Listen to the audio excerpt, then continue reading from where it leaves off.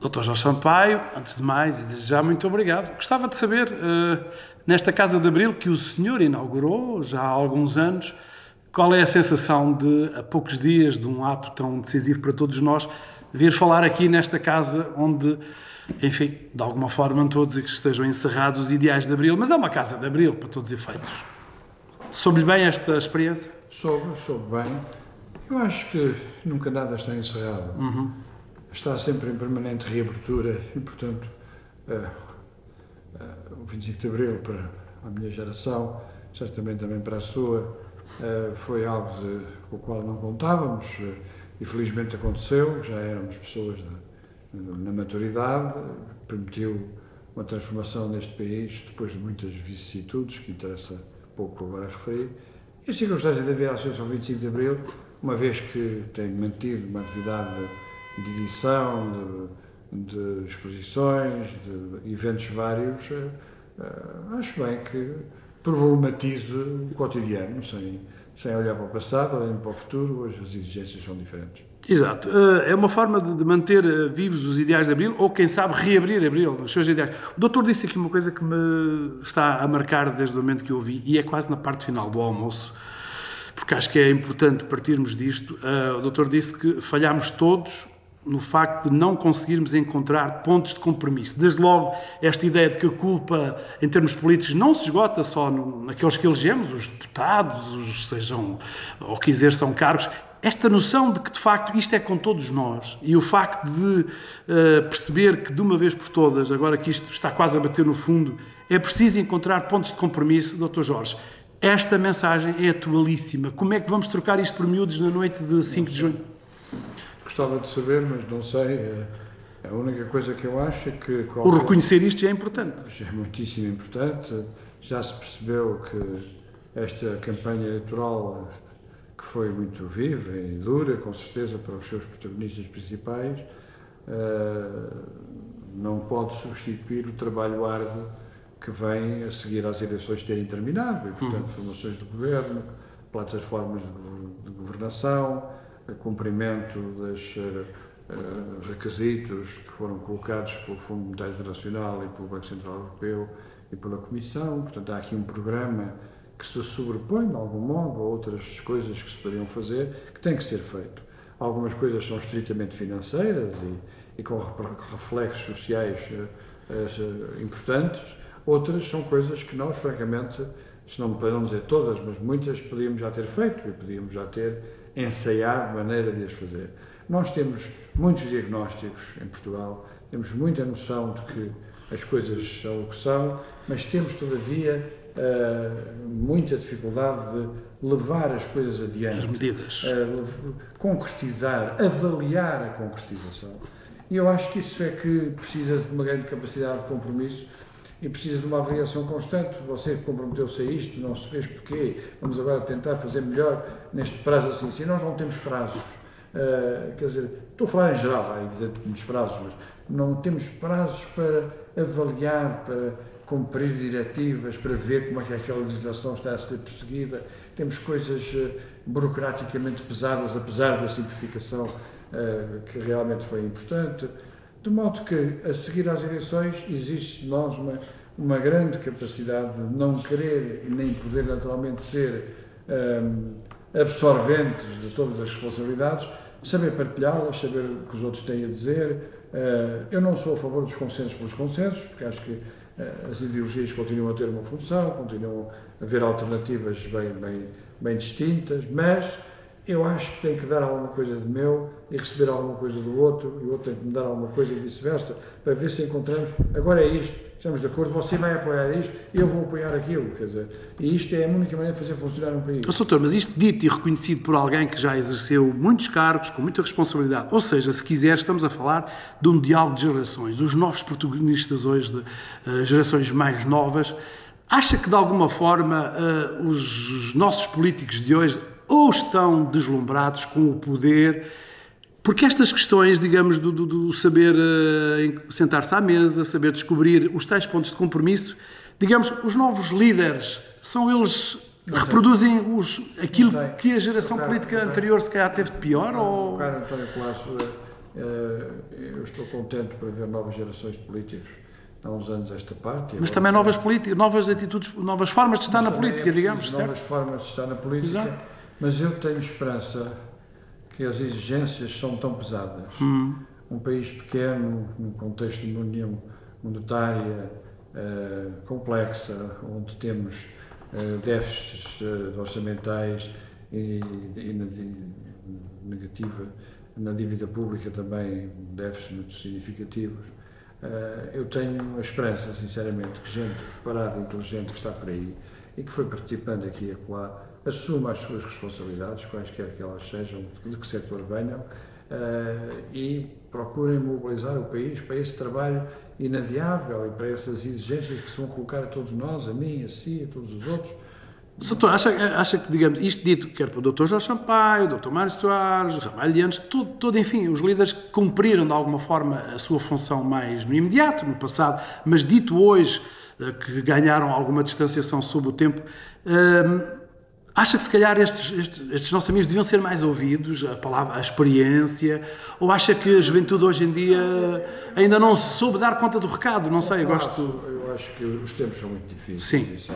A globalização, o capitalismo financeiro, a fraca produção nacional por razões que são conhecidas, a modificação de todos os nossos produtos que só agora começam a perceber-se que a gente tem que ter produtos transacionáveis do exterior para podermos aumentar as nossas exportações, para podermos diminuir o déficit, digamos, comercial que tradicionalmente temos e, portanto, as exigências são muito grandes e não se ganha preparação sem sujar as mãos, sem estar aí a trabalhar politicamente mobilizando a sociedade, mobilizando os protagonistas. Também houve depois a criação de muitos privilégios de várias natureza, não é?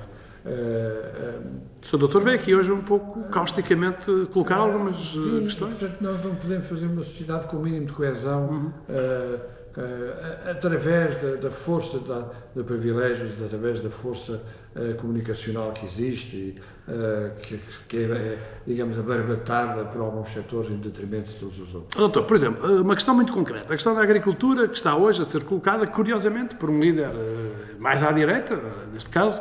Por exemplo, a agricultura, fizemos tudo o que tínhamos que fazer, ou é de facto uma riqueza do nosso país a que estamos a passar ao lado e que hoje com esta crise até já se diz que há novas gerações a regressar ao campo em função deste. Se no contexto da política agrícola comum, que não teve em conta, nem foi feita para isso, o que são as agriculturas do Sul e mais sobretudo mediterrânicas, se nós conseguimos redescobrir que poderíamos fazer ainda com a nossa agricultura alguma coisa, e se houver gente a regressar ao campo com nova tecnologia, novas capacidades técnicas, científicas, etc., isso só acho que seja uma evolução muito positiva, não é?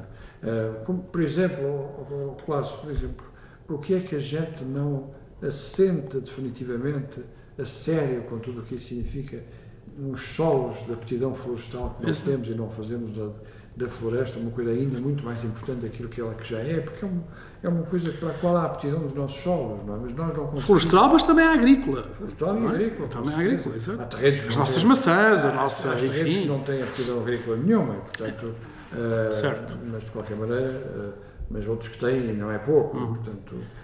valorizar isso, valorizar os circuitos comerciais, valorizar a produção nacional, comprar português, nisso estou inteiramente de acordo com o Presidente da República, esse apelo que se compre português e que a gente consiga perceber o que é que está a acontecer, favorecer os produtores nacionais, ao mesmo tempo estes assumirem as tecnologias que têm que assumir, as unidades comerciais e distribuição que também têm que assumir, tudo isso e obviamente uma banca que esteja disponível para apoiar as pequenas e médias empresas, porque sem isso não há crescimento possível. Variando muito rapidamente, só uma outra questão. Falou-se ali em baixo, portanto, eu não quero convocá-lo para as questões muito concretas, mas pronto, estamos a poucos dias do ato eleitoral. Doutor Jorge Sampaio, acha que a classe política mesmo, a mais jovem, ainda não interiorizou aquela ideia de que alguém colocava ali a questão de serem sempre os mesmos? Acha que... tem a ver com a questão, deixe-me só colocar a questão, não é uma questão de falta de humildade, O doutor, hoje, com este passado todo, está em melhores condições que qualquer um de nós dizer, os políticos perceberem que chegou o tempo deles darem a vez a outros. Isto implica alguma humildade, alguma sabedoria. Não sei o que é que vai acontecer na noite de 5 de junho, mas acha que custa muito a um político dar a vez a outro, reconhecer que se falhou e, portanto, que há novas gerações à espera de oportunidades? Não sei. Estou a falar do interior dos partidos. Os líderes políticos, com exceção do Jerónimo Sousa, que é uma pessoa por quem eu tenho muita simpatia, são todos gente jovem, não é? Quer dizer, estão muitos na casa dos 40, e, portanto, isso é gente jovem comparado com a minha idade. Eles lá saberão extrair as conclusões que são, porventura. Mas sente que esta classe política jovem está com a humildade de encarar o que é que vai acontecer? A humildade é uma característica que eu não estou a ver muito, não é? Sim. Aí, aqueles que ocupam a comunicação social, que escrevem muitos artigos, não digo todos, porque há gente de grande sabedoria que faz isso muitíssimo bem, mas há uns mais exagerados na sua unilateralidade, digamos assim, na maneira como olham para as coisas. De qualquer maneira, penso que é preciso renovar, meu caro Cláudio, é preciso renovar métodos, é preciso renovar pessoas. A política também não é muito atrativa. Mas podia ser, pode ser. O doutor caracterizou ali muito bem essa coisa da classe política. Pode ser, porque já não há aquela ideia de que a gente tem que fazer serviço cívico. As pessoas já não se movimentam por isso, as pessoas querem ganhar mais dinheiro, não querem ter... Se calhar agora era a ocasião propícia para, uma vez que estamos todos aflitos, de olharmos mais uns para os outros. O doutor sempre preconizou esses valores. É mesmo um momento absolutamente essencial para que isso aconteça, não é? Quer dizer, mas... É difícil. Não é atrativo. Não é fácil. Como as pessoas têm ou podem ter boa preparação, portanto acesso a bons empregos e podem estar a trabalhar sossegadamente numa empresa, porque é que se vão meter na política com a devassa que isso corresponde, com a incerteza do dia da manhã, com a exigência a que vão ter que responder? Não é muito aliciante. Doutor, ao agradecer-lhe estar aqui a falar para uma chamada rede social, eu gosto mais de falar dos médias de proximidade, as novas tecnologias, o doutor disse isso no seu importante discurso do 25 de Abril, as novas tecnologias podem de facto cumprir esse papel de apenas um papel, não é, do ponto de vista global, mas o seu contributo podem ajudar-nos a aproximar-nos mais uns dos outros, a partilharmos mais estas dificuldades, estas dúvidas, tornarem a sociedade um pouco melhor, mais a qualidade da democracia, que o Dr. Jorge sempre há muitos anos nos habituou a falar? Podem. O doutor está neste momento a ser visto não está nas grandes parangonas dos jornais, das televisões, mas está neste momento a ser visto por muita gente, que se calhar... Podem, e é um contributo muito importante. Eu percebo que há fraquezas que nestes novos meios, em todos, claro, os anonimatos, as intrigas que se colocam, etc.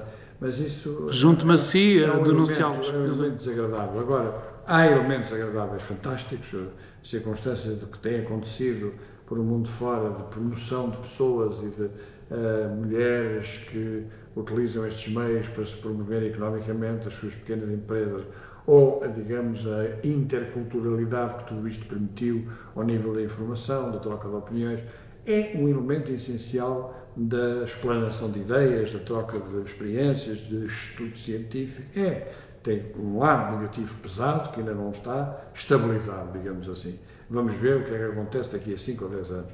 São momentos fáceis e difíceis. Fáceis porque abriram-se enormes oportunidades, difíceis porque não se percebe onde é que uma eventual regulação pode coartar a liberdade. Eu tenho dúvidas sobre esta resposta, não tenho resposta para isso. Mas, de qualquer maneira, eu acho que lentamente o sistema político vai beneficiar de tudo isto, se isto for através de uma seriedade crescente. Vamos ver se isso é possível. Com o seu contributo que estamos a conseguir. Uma última questão mesmo a terminar, com toda esta envolvência internacional nas diversas campanhas em que está inserido. Dr. Jorge, qual é o retrato que traça do mundo? Disse-nos que estava otimista, mas é de facto uma experiência ao fim deste tempo todo, digamos, isto ainda não acabou por si. Não, é um mundo difícil, mas onde há laivos e coisas a acontecer que dão muita esperança, não é? A chamada Primavera Árabe é obviamente uma coisa que dá esperança, não sabemos o que é que vai acontecer daqui a 6 meses, está tudo ainda a definir-se, a tomar o seu lugar, mas de qualquer maneira foi sem dúvida uma coisa de grande importância. E há outras coisas desse género, não é? Tudo quanto for acentuar a liberdade, a democracia, os direitos humanos, são coisas que têm resultado positivamente, por entre violações ao mesmo tempo e conflagrações sérias, mas há lugar para avanços que têm havido e que devem ser assinalados. Desejo de longa vida sempre ao dispor e ao dispor de todos nós. Muito obrigado por estar connosco. Isso passou.